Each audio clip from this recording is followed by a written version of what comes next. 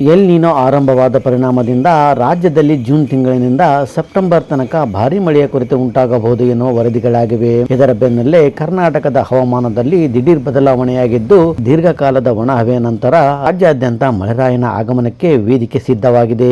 ಹೌದು, ಹವಾಮಾನ ಇಲಾಖೆಯ ಇತ್ತೀಚಿನ ವರದಿಯ ಪ್ರಕಾರ ಮುಂದಿನ ಕೆಲ ದಿನಗಳ ಕಾಲ ರಾಜ್ಯದ ಬಹುತೇಕ ಭಾಗಗಳಲ್ಲಿ ಮಳೆಯ ಸಿಂಚನ ಆಗಲಿದೆ ಅಂತ ಹೇಳಿದೆ. ಇಂದು ಕಲ್ಯಾಣ ಕರ್ನಾಟಕದ ಬೀದರ್, ಕಲಬುರಗಿ, ಯಾದಗಿರಿ, ರಾಯಚೂರು ಮತ್ತು ಕೊಪ್ಪಳ ಜಿಲ್ಲೆಗಳಲ್ಲಿ ಸಾಧಾರಣದಿಂದ ಭಾರೀ ಮಳೆಯಾಗುವ ಸಾಧ್ಯತೆ ಇದ್ದು, ಹವಾಮಾನ ಇಲಾಖೆ ಯೆಲ್ಲೋ ಅಲರ್ಟ್ ಘೋಷಿಸಿದೆ.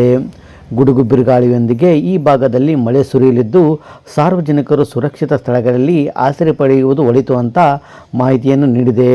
ಬೆಂಗಳೂರು ನಗರ, ಬೆಂಗಳೂರು ಗ್ರಾಮಾಂತರ, ಚಾಮರಾಜನಗರ, ಮಂಡ್ಯ, ರಾಮನಗರ, ಚಿಕ್ಕಬಳ್ಳಾಪುರ ಮತ್ತು ಚಿಕ್ಕಮಗಳೂರು ಜಿಲ್ಲೆಗಳಲ್ಲಿಯೂ ಇಂದು ಸಾಧಾರಣ ಮಳೆಯ ಮುನ್ಸೂಚನೆ ಇದೆ.